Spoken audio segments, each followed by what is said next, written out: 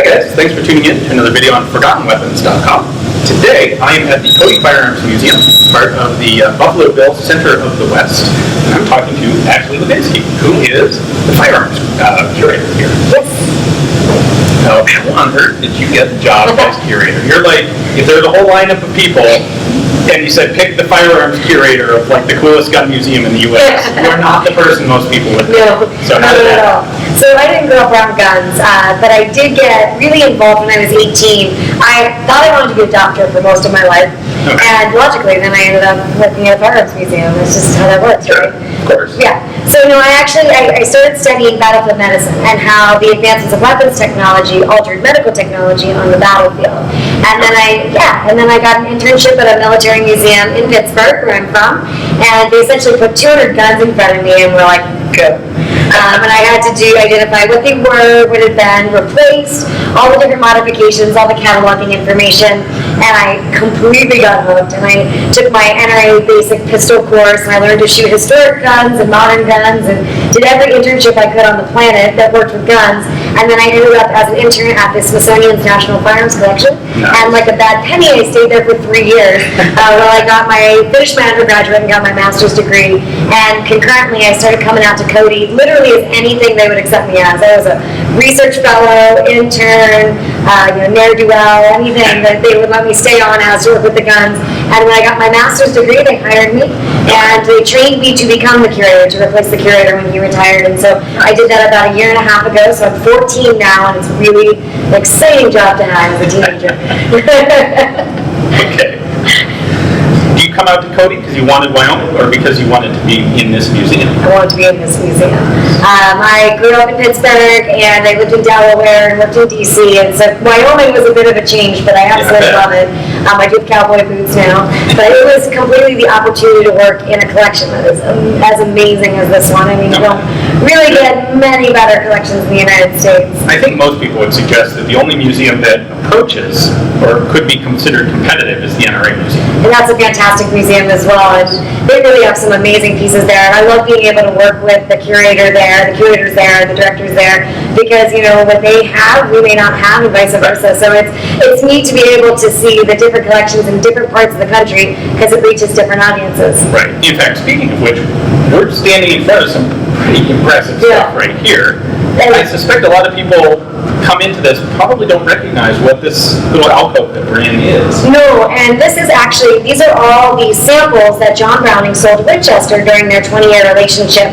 We originally were the Winchester Arms Museum, and that was the Winchester collection, which was thousands of firearms, all the corporate records of Winchester, and so we have a lot of Winchesters, obviously, but then we also have a lot of prototypes and samples, and so whenever Browning would need to sell something to them, they kept onto it as a part of the Winchester collection, and that's what's surrounding us right now. Okay, the original, actual, hand-built by John Browning guns.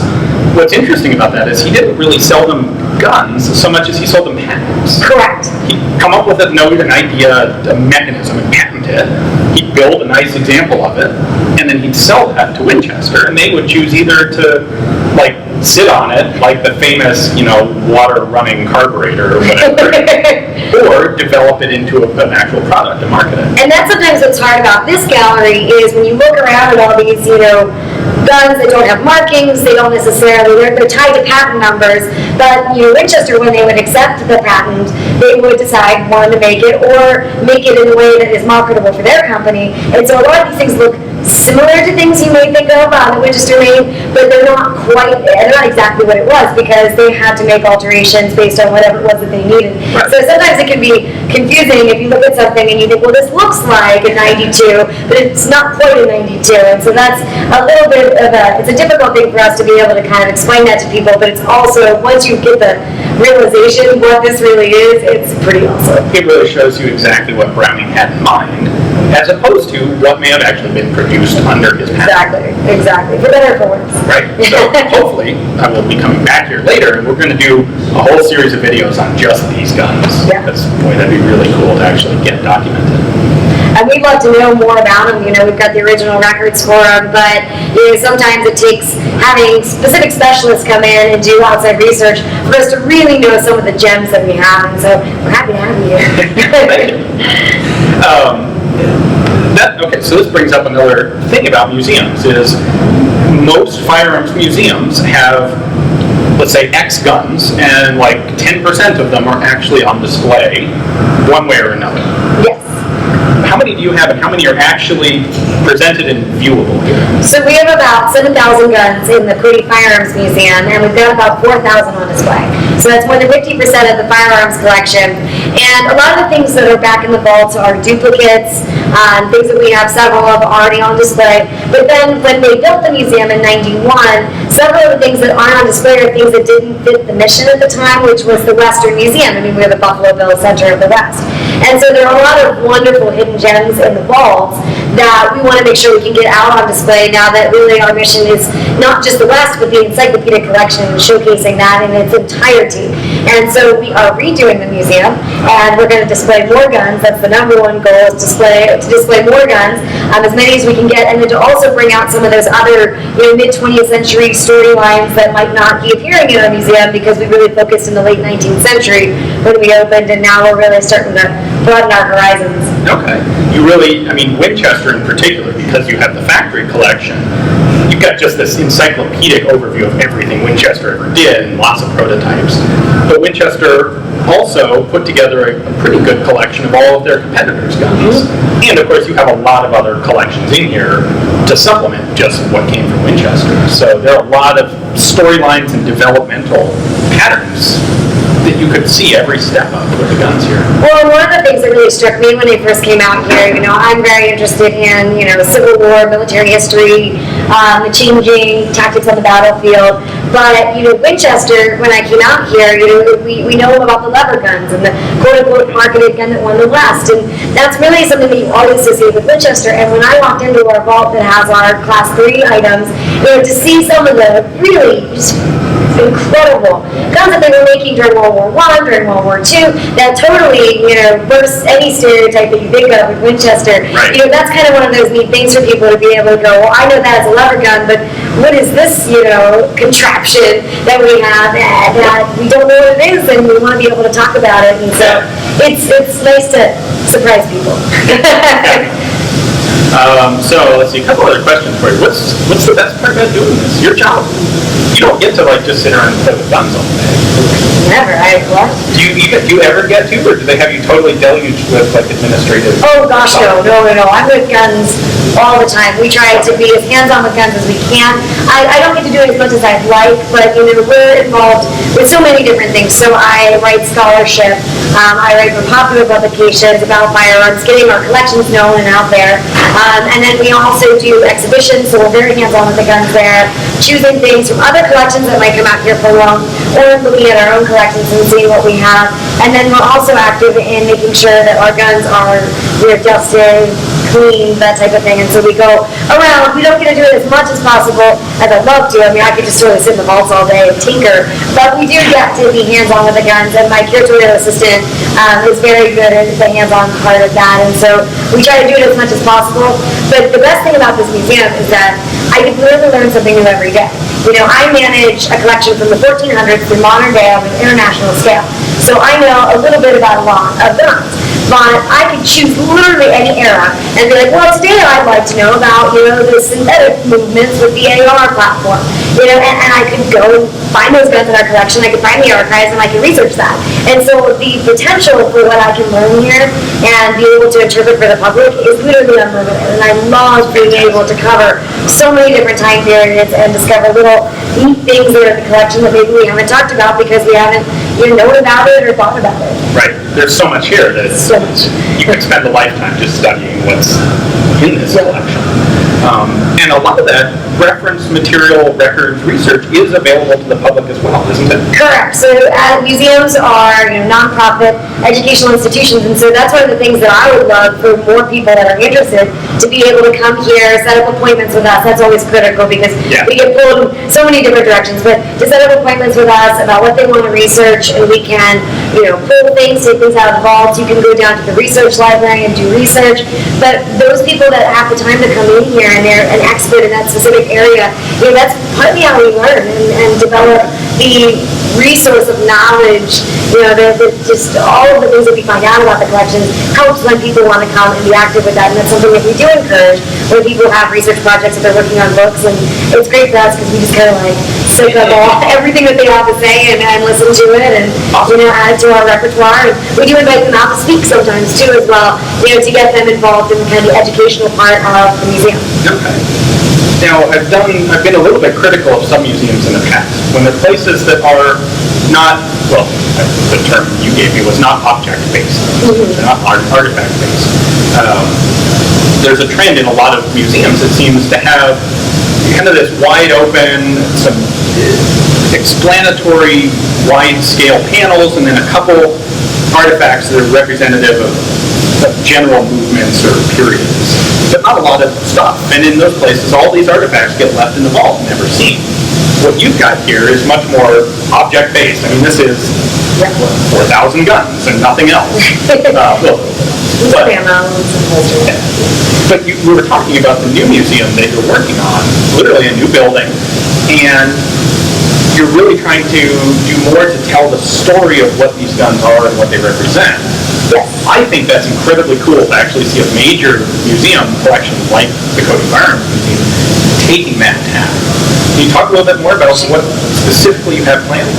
So in the reinstallation, the most important thing for us was to make sure that we were adequately displaying the encyclopedic nature of the collection. If you have an object-based collection, then you need to show it.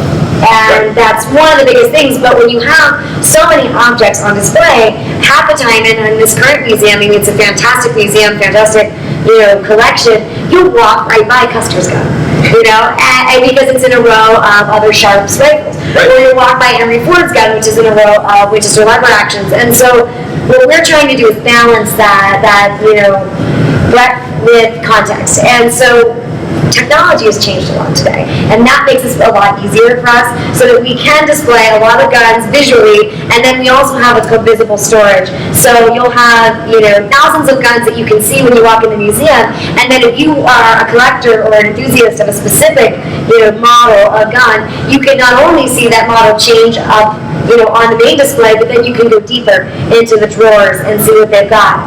The balance that we're trying to do here is display and then media interactives or hands-on.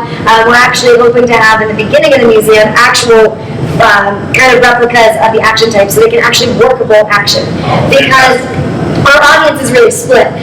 We've got the gun enthusiast audience, which is awesome, and they come in here and they are able to be like, oh, and that's this and that's that, and I love this. But then we also, because we're one of 5 museums, including an art museum, an Indian museum, a Western history museum, and a natural history museum, we have a large population of people that come in here that actually haven't fired guns before, or maybe know a little bit about guns, but they don't understand how important guns are to American history, to international history, really.